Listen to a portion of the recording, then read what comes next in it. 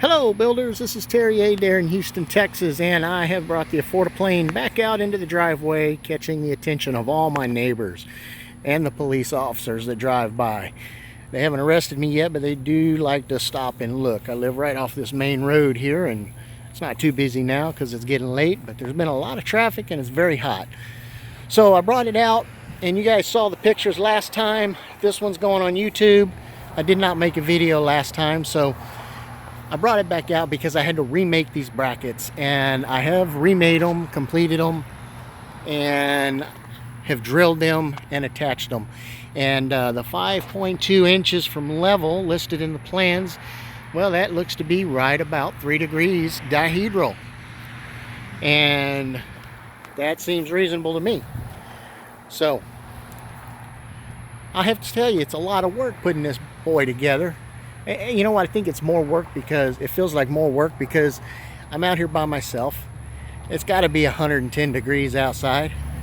Well, not anymore, but there in the middle of the day it sure was. I was drinking gallons of water.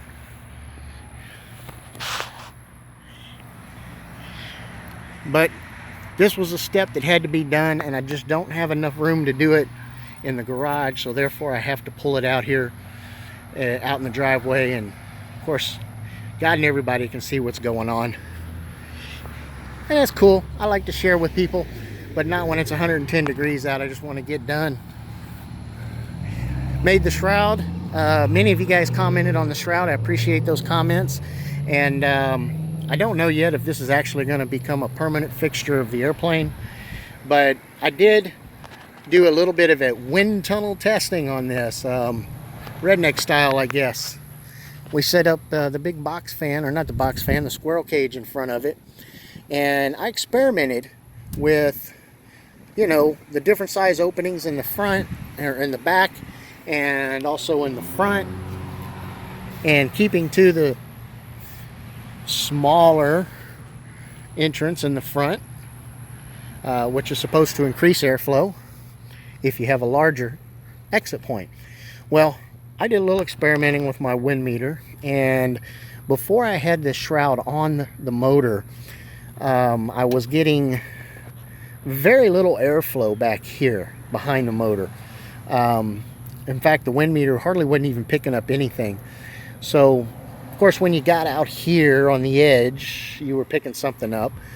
But through my experiments, I used my wind meter, and I would place it in various positions back here behind the fins, and I noticed that with this installed, I'm actually getting off of my little squirrel cage about 15 miles an hour of air flowing out of this thing. Now, I wasn't getting 15 miles an hour flowing behind the cylinders before, so I can only assume that that's a good thing. We'll know better when we take some temperature readings, but anyway, that's where that little project's going. If I don't need to have it on there, I'd probably rather just take it off, but if it helps cool the engine, we'll leave it on. Boop. Okay guys, so okay, what else did we do? I told you we did the drilling of the wing struts, and we also lined up the ailerons and set the length. See, there's somebody right now. I think they're watching. They're backing up. Anyway, I set the length of the push rods here, and I still have to cut the covers that go over them, but we did set the lengths on them. Figure get as much done while this bad boy's out here. So let's walk away, get a nice big view for you guys. I'm telling you, these people like to stop and watch. The black van belongs to me. I don't know who's in the black car across the street, but apparently they like looking at the Affordaplane as much as you guys do.